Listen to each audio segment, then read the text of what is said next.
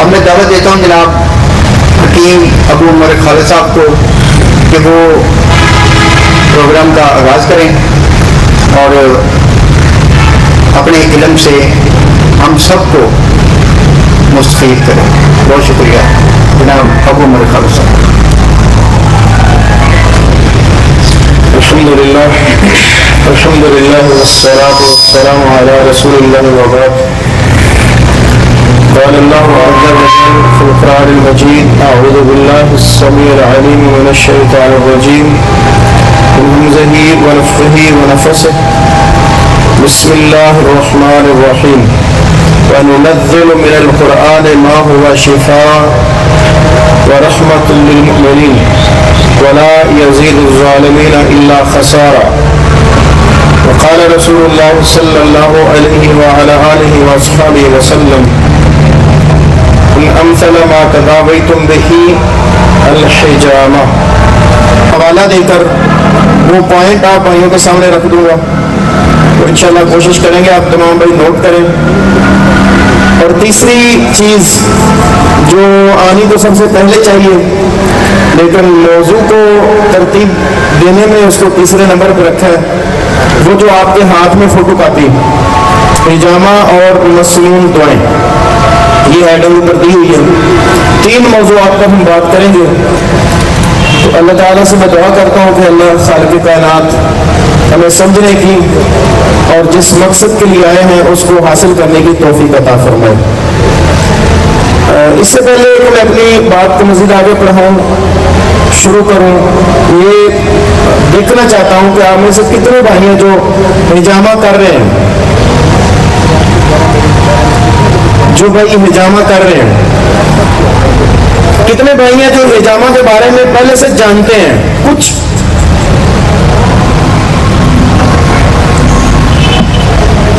محترم بھائیو ایک بات ذہن میں رکھ لیں, ہماری جتنی بھی پیتھیز ہیں, جتنی بھی دنیا میں رائج پیتھیز مختلف علاقوں میں مختلف لوگوں میں اس وقت جاری و ساری ہیں, ان پہ کام چل رہا ہے, ہر پیتھی میں کہیں نہ کہیں سکم موجود ہے, ہر پیتھی میں کہیں نہ کہیں کمی موجود ہے, اور ہر پیتھی انسانوں کا مشاہدہ ہے. مشاہدہ سائنس دوسرے لفظوں میں کہہ لیں, اور سائنس کی یہ تعریف ہے کہ ایسا قول اور مقولہ جس کو کسی دوسرے کی تحقیق کی بنیاد پر جھٹلایا جا سکے اور اس کی جگہ نئی تھیوری پیش کی جا سکے.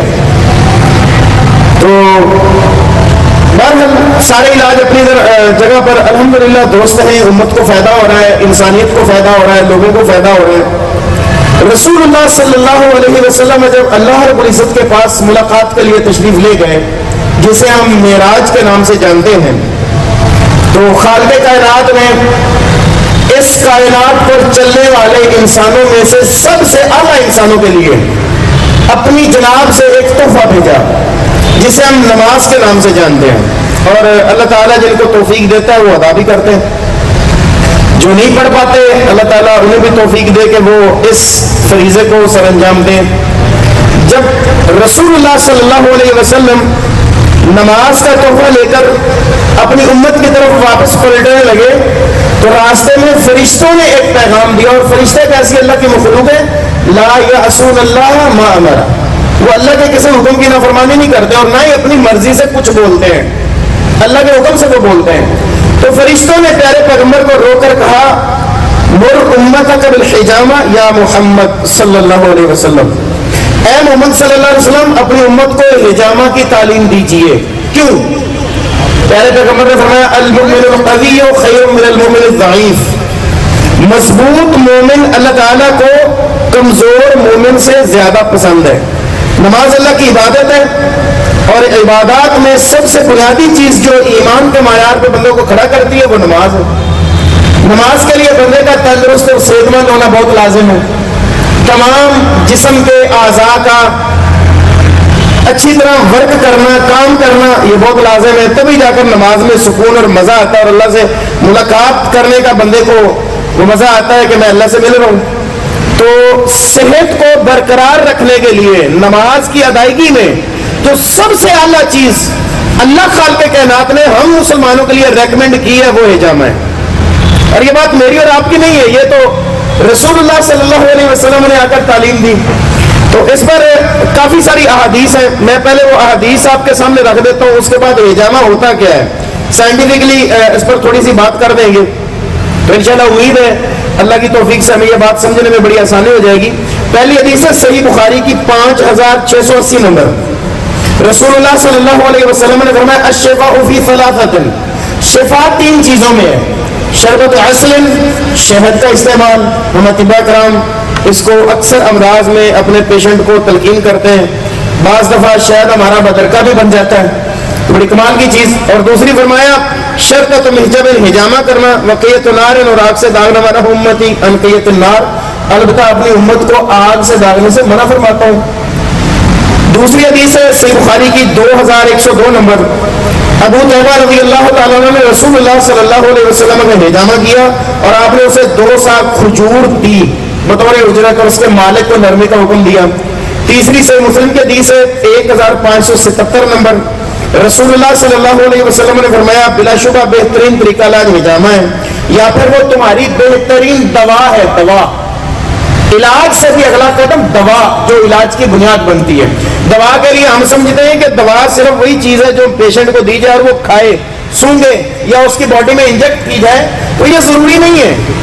دوا الفاظ بھی ہو سکتے ہیں, دوا الفاظ بھی ہو سکتے ہیں, نہ نظر آنے والی چیز بھی دوا ہو سکتی ہے. تو اللہ کے رسول نے ہجامہ کو دوا کا. صحیح بخاری کا حدیث 5696 نمبر. فرمایا بلا شبہ بہترین دوا جس کے ساتھ تم علاج کرتے ہوئے ہجامہ اور قصۃ الباری ہے. اسی طرح یہ حدیث میں پہلے بیان کر چکا ہوں شروع میں, طبرانی فی الکبیر کی یہ 6311 نمبر حدیث, جو معراج کی رات اللہ کے رسول صلی اللہ علیہ وسلم کو فرشتوں نے پیغام دیا. صحیح بخاری کی حدیث ہے 5700 نمبر. عبداللہ بن عباس رضی اللہ تعالیٰ عنہ سے روایت ہے رسول اللہ صلی اللہ علیہ وسلم نے احرام کی حالت میں درد سر کی وجہ سے ہجامہ کروایا. صحیح مسلم میں 5022 نمبر حدیث ہے.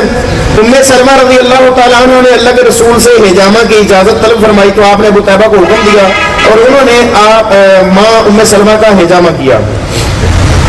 اسی طرح سنن ابی داؤد میں حدیث ہے ابو ہریرہ رضی اللہ تعالیٰ عنہ سے روایت ہے اللہ کے رسول نے فرمایا جو بندہ چاند کی 17 19 اور 21 کو ہجامہ کروائے گا اللہ تعالیٰ اس کو ہر مرض سے شفا عطا فرمائیں گے.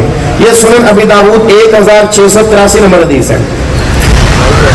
اسی طرح صحیح بخاری میں 1075 نمبر حدیث ہے نبی صلی اللہ علیہ وسلم نے درد شقیقہ کی وجہ سے سر میں ہجامہ کروایا. عبداللہ بن جعفر رضی اللہ تعالیٰ سے روایت ہے رسول اللہ صلی اللہ علیہ وسلم نے جو یہودی عورت نے بکری کا گوشت بھیجا تھا زہر والا, وہ گوشت کھانے کے بعد جب زہر کا اثر ہوا تو پیارے پیغمبر نے سر میں ہجامہ کروایا. اسی طرح کندھے پر بھی اللہ کے نبی صلی اللہ علیہ وسلم نے ہجامہ کروایا. زاد المعاد میں یہ حدیث موجود ہے. عبد الرحمن بن ابی لیلہ سے نبی صلی اللہ علیہ وسلم پر جب جادو کیا گیا تو آپ نے اپنے سر میں ہجامہ کروایا. اسی طرح طب النبوی میں ابن قیم الجوزی رحمۃ اللہ علیہ فرماتے ہیں کہ ہجامہ کے ذریعے جادو کا علاج ایسی ذات نے کروایا ہے جس کی سچائی میں کوئی بھی فرق نہیں ہے. یہ چند ایک احادیث میں نے آپ کے سامنے رکھ دی ہیں ہجامہ کی افادیت کو واضح کرنے کے لیے. اب ہجامہ ہے کیا, میں مختصراً یہ بتا دیتا ہوں. ہم جو چیز بھی کھاتے ہیں, جو چیز بھی, سادہ لفظوں میں کوشش کروں گا ہم سب کو سمجھ آئے, جو کھانا ہم کھاتے ہیں, جو غذا لیتے ہیں, اس غذا سے جسم کو مختلف طرح کی وہ چیزیں ہمیں ملتی ہیں جن کی بنیاد پر ہماری باڈی سروائیو کرتی ہے. پروٹینز ہیں, منرلز ہیں, ٹھیک ہے جی, کاربوہائیڈریٹس ہیں, اسی طرح وائٹامنز وغیرہ وغیرہ.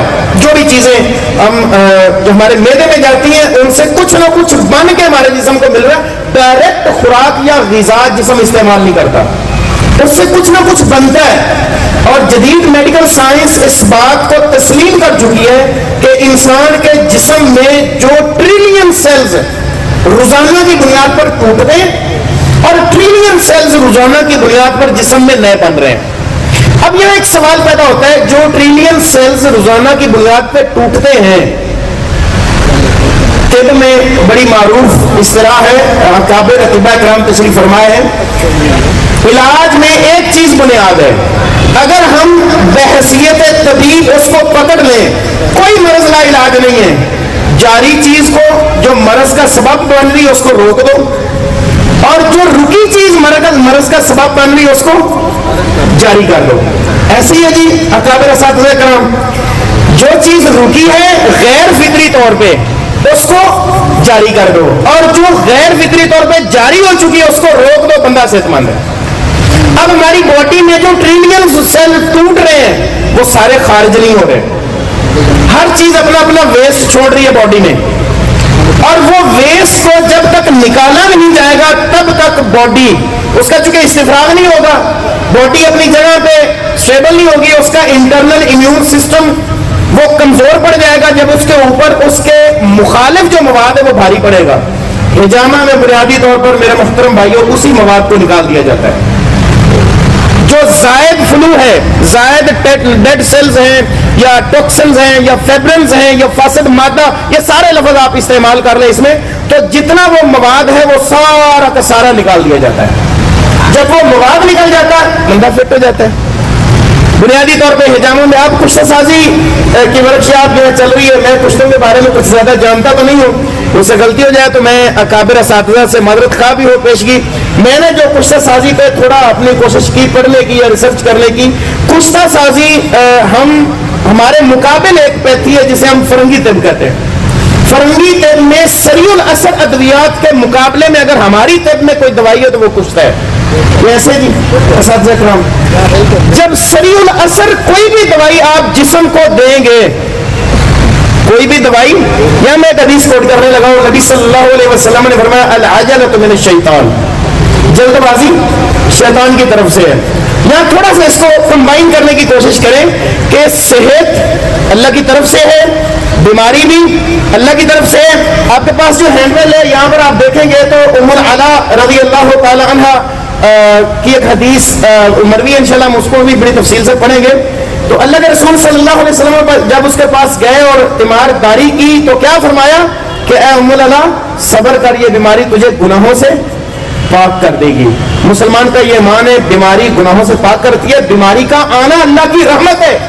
اللہ کے رسول نے فرمایا جس بندے کو زندگی میں بیماری نہیں لگتی وہ استغفار کرے، اللہ اس پہ ناراض ہے کہ اس کو بیماری نہیں آ رہی کوئی بھی، کیونکہ بیماری گناہوں سے پاک ہونے کا سبب ہے. جب ہم پر بیماری آتی ہے اور بیماری کو ہم جلدی اپنے جسم سے نکال پھینکنے کی کوشش کرتے ہیں تو یہ پھر جلد بازی نہیں ہوگی. کیا خیال ہے جی؟ لیکن اس کے باوجود چونکہ ہم الحمدللہ انسانیت کی خدمت کر رہے ہیں، بحیثیت طبیب ہم نے انسانیت کے درد کا ارمان بننا ہے ہر لحاظ سے. تو اس میں جو بات میں سائنٹیفکلی کرنے لگا ہوں، میں کشتے کا انکار نہیں کر رہا، یہ بڑی کمال کی چیز ہے ہماری طب میں، اللہ کی رحمت ہے. یہ ایک طبیب کے پاس کامیاب کشتے کا ہونا یہ اللہ تعالیٰ کی بہت بڑی رحمت ہے، کیونکہ یہ ایک ایسی امید ہوتی ہے ایک طبیب کے ہاتھ میں جس کی بنیاد پر آپ اپنے پاس آنے والے پیشنٹ کو ڈنکے کی بنیاد پر، ڈنکے کی چوٹ پر یہ کہہ سکتے ہیں کہ انشاءاللہ آپ شفا یاب ہوں گے. کشتہ ایسی چیز ہے ہمارے پاس. لیکن جب ہم یہ کھائیں گے میرے بھائیوں، کشتہ باڈی میں جا کر جو ہمارے ریئیکشن کرے گا، جو میں سمجھاؤں، یعنی جو اس کا باڈی میں جانے کے بعد ریئیکشن ہوگا، سب سے پہلا ریئیکشن کیا ہوگا؟ باڈی کے خلاف کام کرنے والا جتنا مواد ہے وہ اس کو سائڈ پہ کرے گا.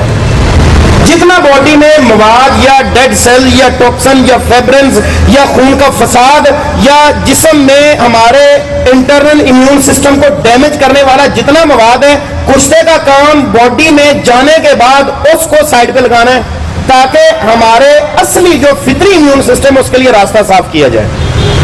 ٹھیک ہے جی؟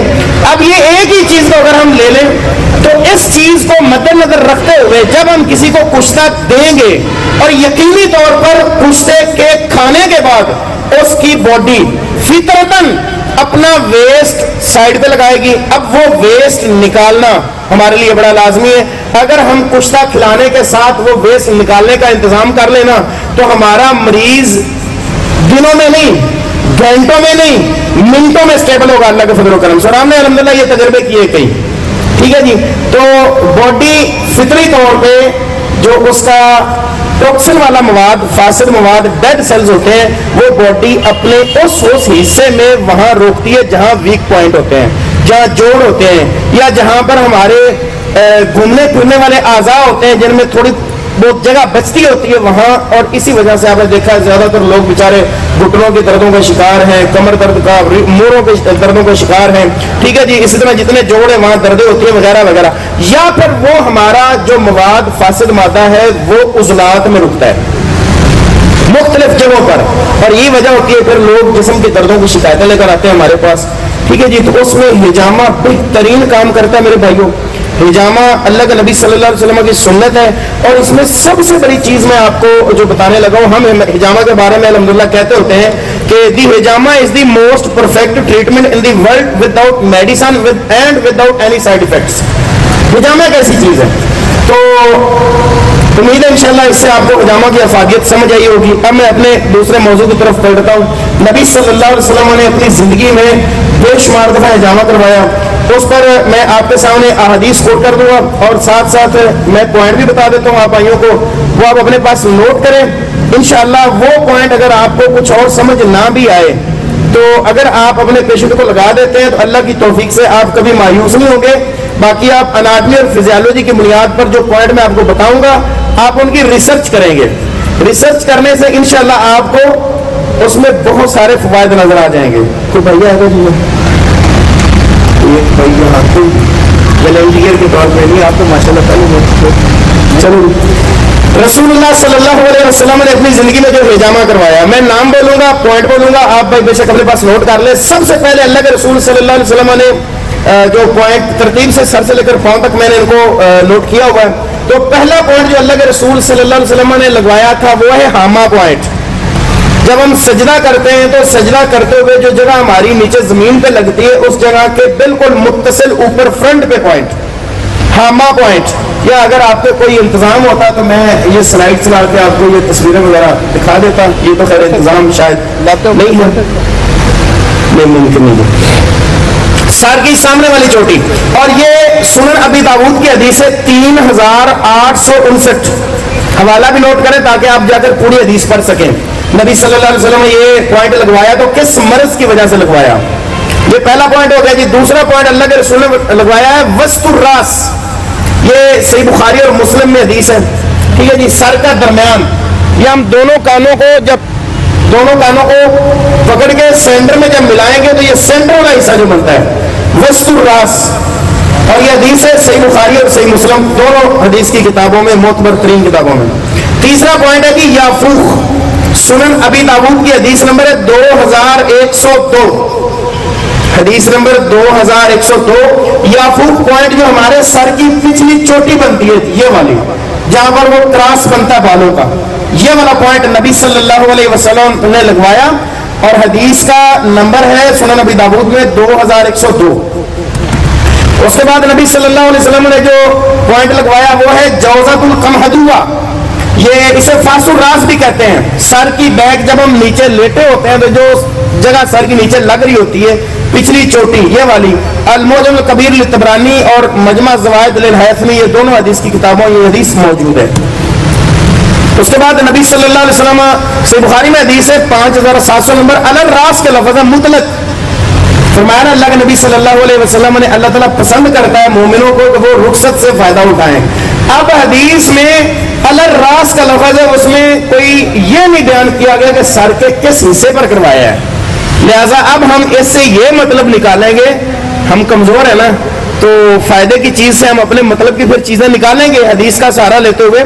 سر کے کسی حصے میں بھی تکلیف کی وجہ سے آپ حجامہ کروائیں گے تو انشاءاللہ فائدہ ہوگا۔ اور سر جسم کا آپ یوں سمجھ لیں جیسے ایک کمپیوٹر میں تو مین چیز جو ہوتی ہے نا اس کا وہ کیا بولتے ہیں اس کو، کمپیوٹر میں جو لگا ہوتا ہے، نہیں سی پی یو کے اندر وہ لگا ہوتا ہے، میرے ذہن سے بھی کھڑے کھڑے یہاں نکل، پروسیسر جس طرح کمپیوٹر میں ہوتا ہے نا ویسے ہی انسان کا پروسیسر سر ہے، ایسے ہی ہے جی، انسان کا پروسیسر سر ہے، یہ ہیڈ ہے پوری باڈی کا۔ آپ سر میں اگر آپ کو اناٹمی اور فزیالوجی آتی ہے یہ لازمی ہے حجامہ کے لیے، ذہن میں رکھیں، دھڑا دھڑ دیکھا دیکھی حجامہ کرنے سے فائدہ نہیں ہوگا۔ حجامہ کے لیے دو علوم بنیاد ہیں، ایک اناٹمی تشریح الابدان اور دوسری فزیالوجی جسے منافع الاعضاء بھی ہم کہہ سکتے ہیں اور افعال الاعضاء بھی کہتے ہیں ہماری طب کی زبان میں۔ یہ دو علوم موسٹلی آپ کو آنے چاہیے، پھر آپ سر میں کہیں بھی لگائیں گے تو انشاءاللہ وہ سنت پوائنٹ ہوگا۔ اس کے بعد نبی صلی اللہ علیہ وسلم نے لگایا سلسلہ صحیح الالبانی 809 نمبر حدیث ہے، چہرے پر، گالوں پر، اپنے چہرے پر دونوں طرف اللہ کے رسول نے ہجامہ کروایا اور ہجامہ کے کپ لگوائے۔ اس کے بعد سنن ابی داؤد کی حدیث ہے 3860 نمبر، نبی صلی اللہ علیہ وسلم نے ہجامہ کروایا اخدعین پوائنٹ پر، یہ والا حصہ، یہ کان کی لو کے برابر سے لے کر کندھے کے سٹارٹ تک، یہ اتنا حصہ اخدعین کہلاتا ہے عربی میں۔ یہاں اس ایریے میں کپ لگوانا، ہجامہ کروانا محمد الرسول اللہ صلی اللہ علیہ وآلہ وصحبہ وسلم کی سنت ہے دونوں طرف، اور ہمارے یہ ہم اچھی طرح جانتے ہیں پورے سر کو سپلائی ان دونوں طرف سے جا رہی ہے، جو ہماری وین سپلائی کی گزر رہی ہے یہاں سے۔ اچھا جی، اس کے بعد نبی صلی اللہ علیہ وسلم نے ہجامہ کروایا سلسلہ صحیح الالبانی میں حدیث ہے 809 نمبر، علی الکتفین، کندھوں پر، دونوں کندھوں کے اوپر یہ اللہ کے رسول نے ہجامہ کروایا، شولڈرز کے اوپر دونوں طرف، علی الکتفین۔ اس کے بعد نبی صلی اللہ علیہ وسلم نے ہجامہ کروایا علی الکاہل، کاہل پوائنٹ بڑا مشہور و معروف ہمارے یہاں بیان کیا جاتا ہے، ہجامہ والے جو کرنے والے ہجامہ تھراپسٹ ہیں، حدیث ہے ابو داود میں 3860، کاہل پوائنٹ یہ گردن اور کندھوں کا جو جوڑ بنتا ہے، آپ سپائنل کارڈ سمجھ لیں، این سپائنل کارڈ کے بالکل اوپر کپ لگانا، یہ کاہل پوائنٹ ہے، نبی صلی اللہ علیہ وسلم نے ہجامہ کروایا۔ اس کے بعد یہ بین الکتفین، سنن ابی داؤد کی 3859 نمبر حدیث ہے، دونوں کندھوں کے درمیان، یہ کندھا اور یہ کندھا کاہل پوائنٹ سے تھوڑا نیچے، یہ والا پوائنٹ، آپ ان کو سائنٹیفکلی اگر ان کا مطالعہ کریں گے تو آپ کو بہت کچھ ملے گا۔ یہ اللہ کے رسول نے پوائنٹ لگوائے ہیں، ان پوائنٹس کے نیچے کیا کچھ گزر رہا ہے، کہاں کہاں کی سپلائی جا رہی ہے، اور کہاں کہاں کو کس کس جگہ کو کیا کچھ مل رہا ہے، یہاں کی رکاوٹیں جب ہم دور کر دیں گے ہجامہ میں تو اللہ کے فضل و کرم سے ہم تو الحمدللہ بے شمار امراض میں رزلٹ لے چکے ہیں، ٹائم نہیں ہے، نہیں تو میں ایک ایک پوائنٹ آپ کو بتا کے آپ بھائیوں کے سامنے یہ چیز رکھتے ہیں کہ ایک ایک پوائنٹ یہ جو ہے یہ کتنی کتنی مرضوں میں آپ لگا سکتے ہیں، یا کون کون سی مرض میں آپ یہ پوائنٹ لگا سکتے ہیں، لیکن وہ بہت کام لینتھی ہو جائے گا۔ اس کے بعد نبی صلی اللہ علیہ وسلم نے ہجامہ کروایا، مسند احمد کی حدیث ہے 1597 کمر پر، یہ ہمارا جو L2345 والا ایریا ہے، یہ کمر ہے، نبی صلی اللہ علیہ وسلم نے یہاں پر ہجامہ کروایا، مسند احمد کی حدیث ہے۔ اس کے بعد نبی صلی اللہ علیہ وسلم نے ہجامہ کروایا علی الورق، سنن ابی داؤد کی حدیث ہے 3863 نمبر، سیرین پر، جس کو ہم پنجابی میں پٹ بولتے ہیں گھٹنے سے، اور یہ ہمارا جو جوڑ بنتا ہے جسم کا ٹانگوں کے ساتھ والا، اس سے یہ نیچے والا ایریا جو ہے سیرین پنجابی میں جس کو ہم پٹ کہتے ہیں، اس کے اوپر نبی صلی اللہ علیہ وسلم نے ہجامہ کروایا۔ اس کے بعد سنن ابن ماجہ میں حدیث ہے 3485، نبی صلی اللہ علیہ وسلم نے ٹخنے پر ہجامہ کروایا، ٹخنے پر، ٹھیک ہے جی، ٹخنا پوائنٹ کو سمجھ آ رہا ہوں ساتھ اس کے۔ اس کے بعد اگلا پوائنٹ ہے نبی صلی اللہ علیہ وسلم نے ہجامہ کروایا 1837 نمبر روایت ہے، سنن ابی داؤد کی، علی ظاہر القدم، قدم کی پشت پر، یہ پاؤں کے فرنٹ کے اوپر، ٹھیک ہے جی۔ بلڈ پریشر میں یہاں ایک فائدے کی بات بتاؤں، بائیں پاؤں پر بلڈ پریشر کا آپ کے پاس پیشنٹ آ جائے، آپ کچھ بھی نہ کریں، کچھ بھی نہ کریں، بائیں پاؤں کی پشت پر اور ایک کاہل پوائنٹ، صرف 2 پوائنٹ لگا دیں، الحمدللہ آن دی اسپاٹ بلڈ پریشر کا مریض فوراً آپ کو کہے گا کہ میں بالکل ٹھیک ہو گیا ہوں، اور یہ ہم 20 30 40 مریضوں کو الحمدللہ یہ تجربہ کر چکے ہیں۔ تو یہ میرے محترم بھائیو سنت پوائنٹ سارے مکمل ہو گئے جو میں نے آپ کو بتا دیے، امید ہے آپ تمام احباب نے انشاءاللہ نوٹ کر لیے ہوں گے۔ تو یہ اتنے پوائنٹ آپ اس سے تصور کریں، اللہ کے رسول صلی اللہ علیہ وسلم نے پورے جسم پر سر سے لے کر پاؤں تک ہجامہ کروایا ہے۔ آپ میں سے کتنے بھائی جنہوں نے ہجامہ کروایا ہے؟ چلو بطور علاج نہ سی، سنت ہی صحیح، کتنے بھائی ہیں جنہوں نے ہجامہ کروایا ہے؟ کوئی ایسا بھائی بیٹھا جس ہجامہ کرنے والا جس نے اپنے جسم پر خود ہجامہ کیا ہو کبھی؟ ہمارے پروفیسر حامد اشرف صاحب، اشرف لیبارٹریز والے، اللہ تعالیٰ ان کے علم و عمر میں برکت فرمائے، ان سے چونکہ کافی قرب ہے، تو وہ اکثر یہ بات ہمیں کہتے ہوتے ہیں کہ بہترین ہجامہ تھراپسٹ دنیا میں آل ان دی ورلڈ وہ ہے جو اپنا ہجامہ خود کرے۔ ٹھیک ہے جی. تو آپ اگر اچھے معالج بننا چاہتے ہیں حجامہ سیکھ کر تو اپنے جسم کو شروع کریں, انشاءاللہ اس میں آپ کو بہت بڑے فائدے ہوں گے اللہ کی توفیق سے. یہ ہمارا دوسرا ٹاپک مکمل ہوا, اور تیسرا ٹاپک آپ بھائیوں کے ہاتھ میں ہے جی. ٹائم ہے جی کچھ 5 منٹ یا ختم ہو گیا. میرے محترم بھائیوں, بس یہ جو آپ کے ہاتھ مکمل کریں گے نماز ابھی جاتے ہیں, نماز سبق وائنڈ اپ کریں گے, کرنا میرا سبق میں وائنڈ اپ کر دوں گا بس 2 منٹ. یہ جو بھائیوں آپ کے ہاتھ میں یہ فوٹو کاپیز میں نے دی ہیں, دل تو تھا کہ میں اس پہ کافی باتیں کروں, لیکن ابھی ٹائم نہیں ہے. مختصر یہ ہے,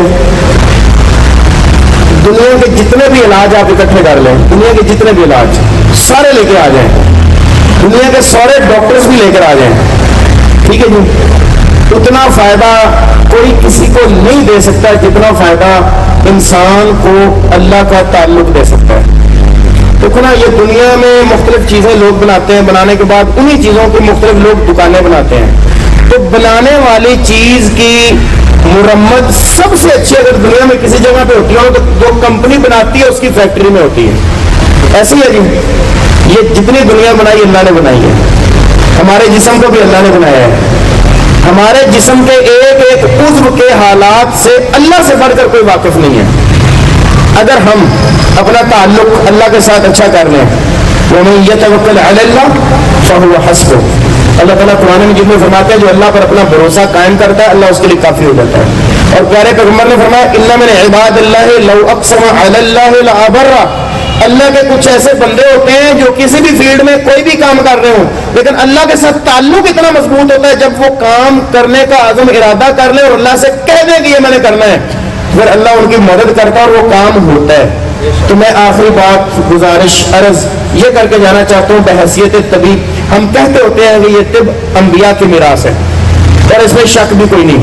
انبیاء کی میراث کے علم کے حاملین کو انبیاء کی سیرت اپنانی چاہیے, انبیاء کے راستے پہ چلنا چاہیے, انبیاء کی دی ہوئی تعلیم کے مطابق اپنے آپ کو اللہ سے مضبوط ترین رشتے میں جوڑنا چاہیے. اور میں ڈنکے کی چوٹ پہ کہتا ہوں بھائیو, اگر ہمارا اللہ سے رشتہ مضبوط ترین ہے, ہماری تشخیص میں کمزوری آ گئی, ہمارے علاج معالجے میں کمزوری آ گئی, ہمارا وہ میڈیسن دینا یا پیشنٹ کو چیک کرنے میں کمزوری آ گئی, لیکن اگر اللہ سے ہمارا تعلق مضبوط ہے, اللہ سے رشتہ کمال کا ہم نے بنا رکھا ہے, قسم ہے اس اللہ پاک کی, ہمارے پاس آنے والا مریض کبھی بھی مایوس واپس نہیں پلٹے گا. اس کے لیے میں نے یہ چند دعائیں لکھی ہیں, آپ ان بھائیوں کو یاد کریں. یہ وہ دعائیں ہیں جو ہمارے نبی محمد کریم صلی اللہ علیہ وسلم کے پاس جب کوئی مریض آتا یا آپ کسی مریض کے پاس جاتے تو یہ دعائیں پڑھتے تھے. یہ دعائیں ہمارا پہلا علاج ہونا چاہیے. جب دعائیں ہمارا پہلا علاج ہوں گے تو اللہ کے فضل و کرم سے آپ اس کے بعد بے شک راکھ ہی کیوں نہ اپنے مریض کو دے دیں, انشاءاللہ وہ شفا یاب ہوگا. سبحانک اللہ و بحمدک اشہد ان لا الہ الا انت. بہت شکریہ جی. یہ تھے جناب حکیم ابو عمر خالد صاحب, ان کا بےحد مشہور ہوں کہ انہوں نے اپنا قیمتی وقت نکال کر ہمیں دیا. ولا تهنوا ولا تأسوا فأنتم لدين الله والإسلام ثرتم فإن دمتم على ما قد بدأتم